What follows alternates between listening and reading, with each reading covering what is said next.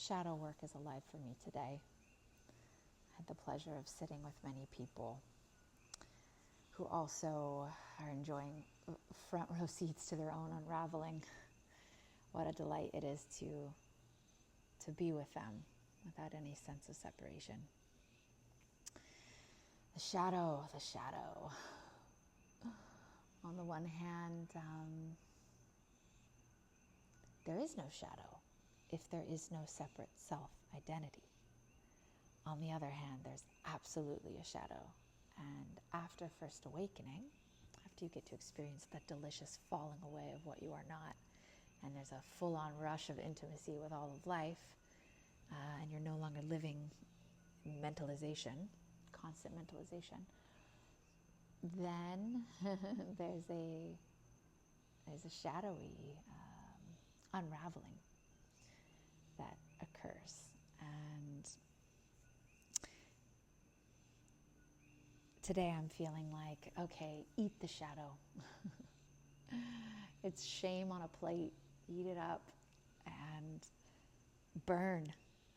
It's burning. Let it clean up. Let it clean up, almost like sweeping away what wasn't. But that illusion, that distortion, that fixation, that all twisted together in many forms to make a sense of you, it finds new places to hide.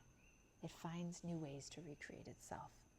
And thus, even after awakening, can show first taste of the cosmos that you are, of all that is existence.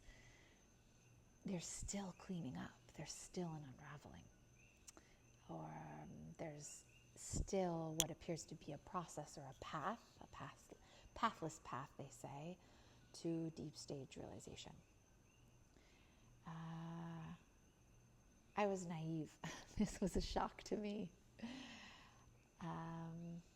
They say awakening's not an event, right? It's not something that happens to someone. It's a recognition of what's always here, and it's marvelous. It's marvelous in its perfection, in its nothing lacking, in its no room for doubt, in its offering up everything so pristine. No one needs to change. Nothing needs to be added or taken away to days or events. Nothing needs to be planned for. I mean, this is the deliciousness of awakening. And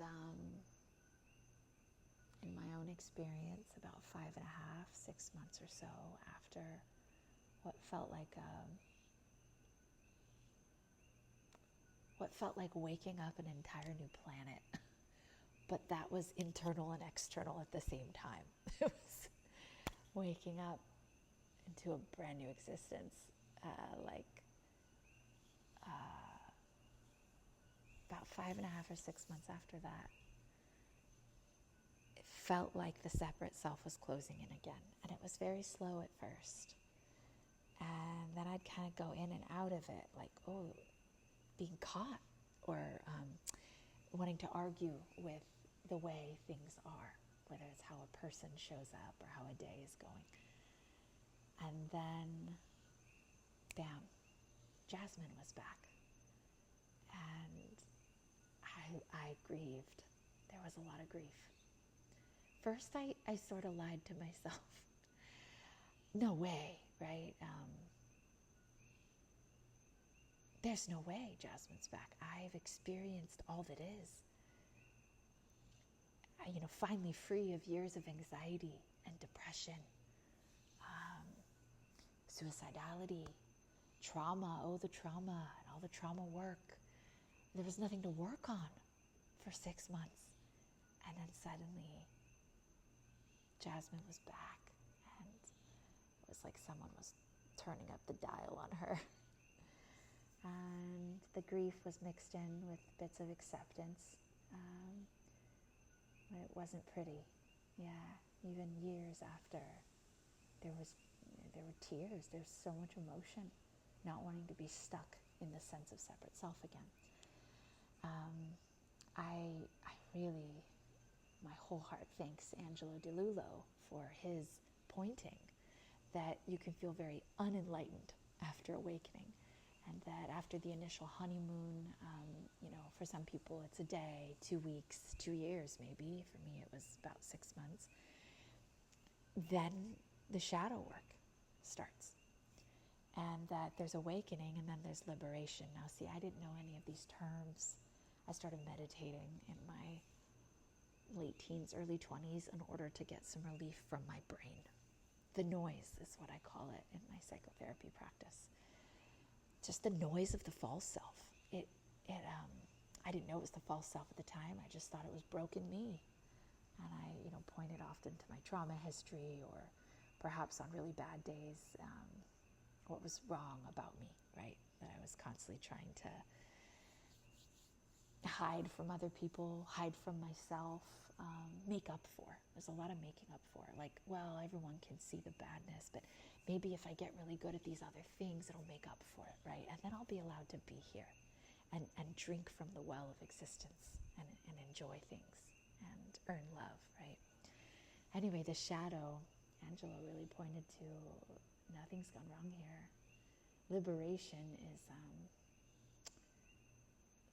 and awakening, they might have the same core insight and truth, right? Because it's really truth waking you up at a sense of you.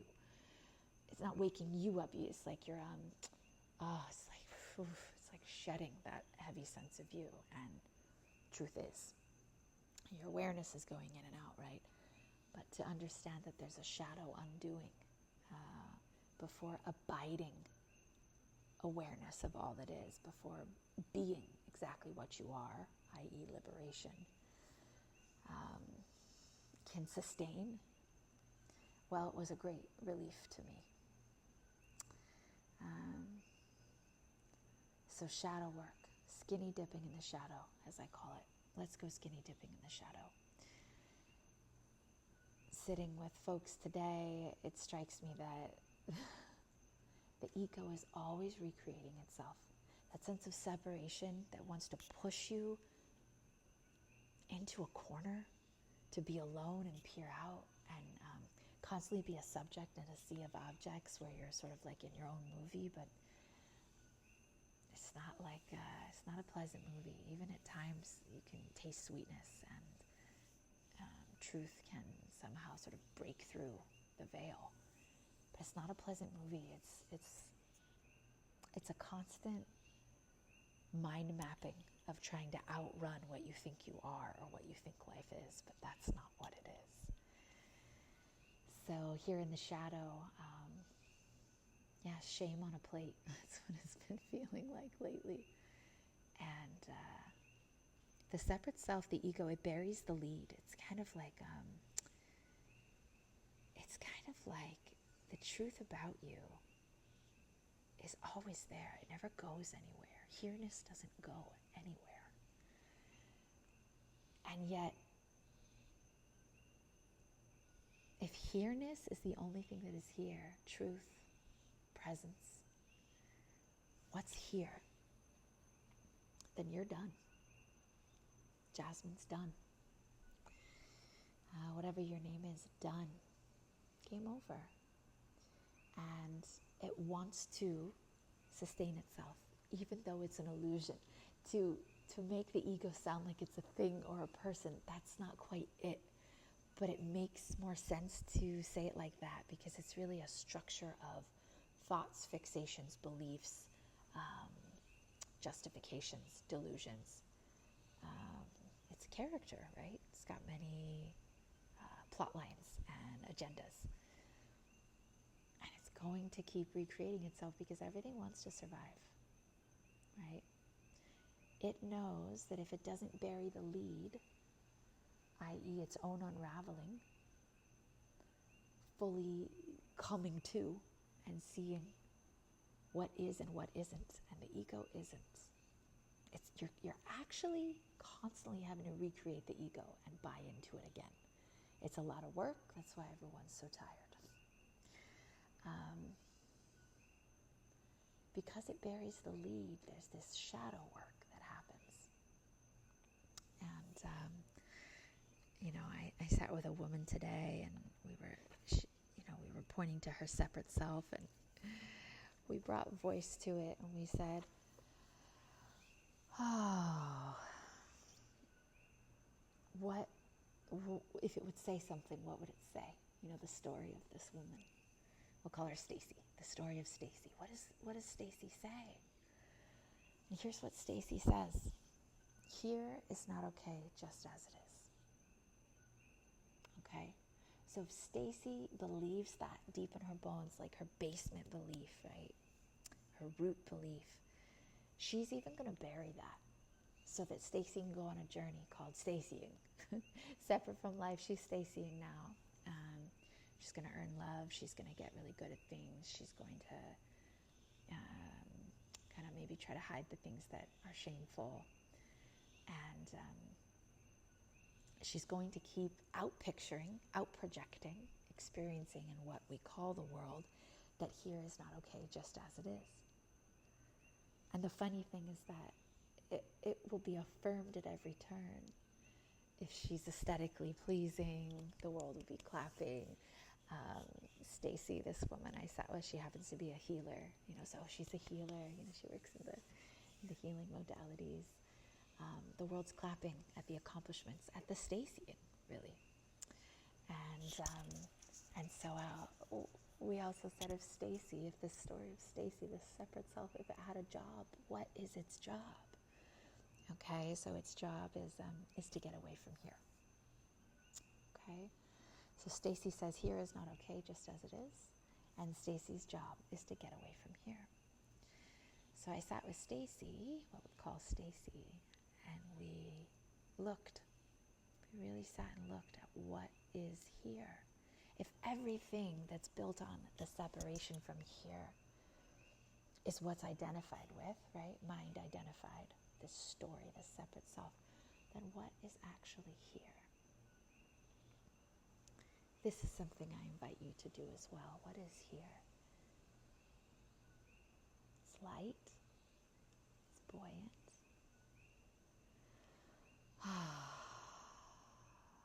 Here without thought, without the weight of having to be a person. It's freeing. It's easy. It's quiet in a lot of ways. It can be rushes of peace.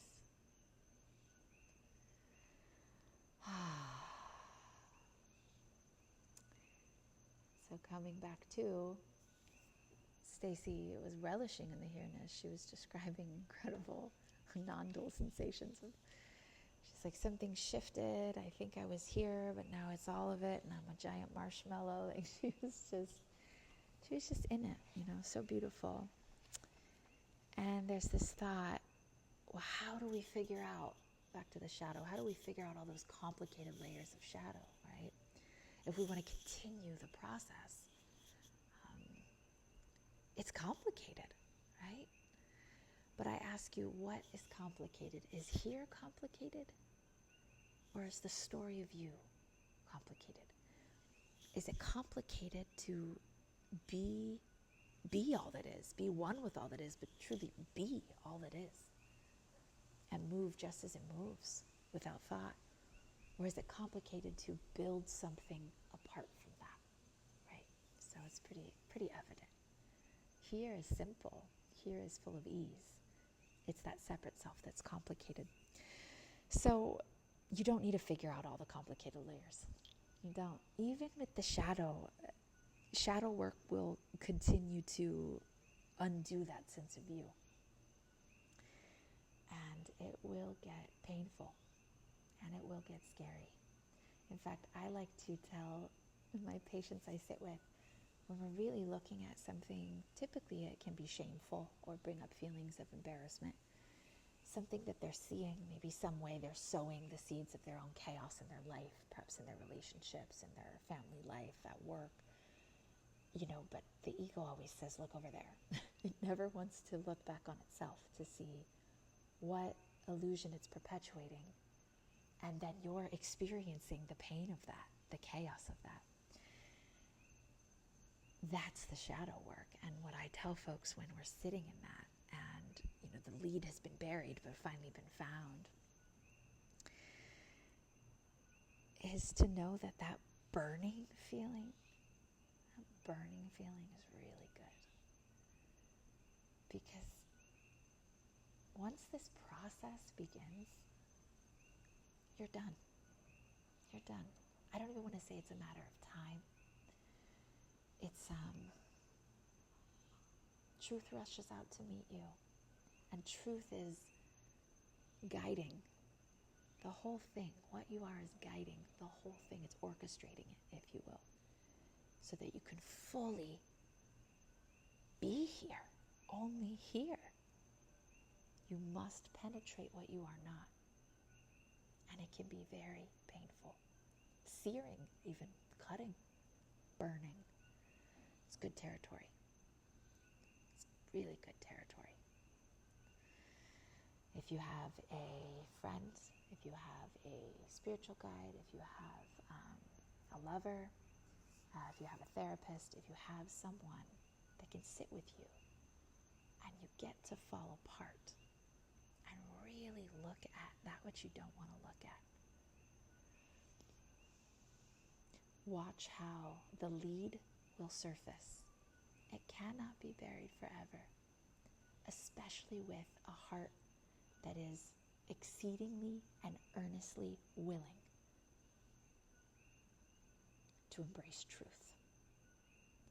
And that truth will not be pretty sometimes. You'll see the way that your separate self, your character that you are so busy working on to make good and better,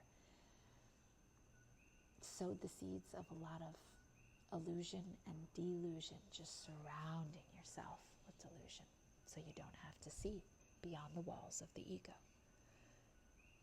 When you can fall apart and really let that burn and look all the way through it, that's the beauty of the undoing process. That's the beauty of the letting go more and more and more. And what you are is always here. You will recognize it more and more and more. And it may be like what Adyashanti says, I've got it, I've lost it. I've got it, I've lost it. If that is the case for you, well, welcome. We're together here in that. Humble pie. That's all I've been eating the last several days. Humble pie. And cry if you need to cry. Scream if you need to scream. Be alone. Be in the company of someone who doesn't judge, perhaps who has skinny dipped in their own shadow and has no fear. To be with that which is scary and full of sensation. And notice how it's freedom.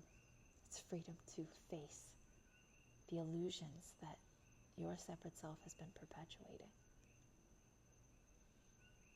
And there's more room to simply be here when you don't resist that process.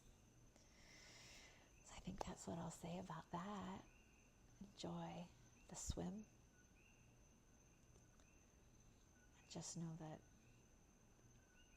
what you are doesn't go anywhere. And if you're falling apart, you're right where you need to be.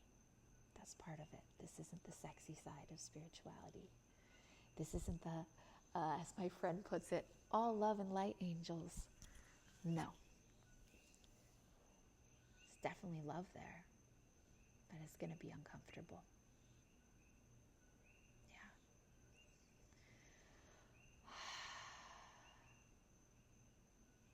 It's all worth it. Freedom, truth, it's always worth that. Aloha.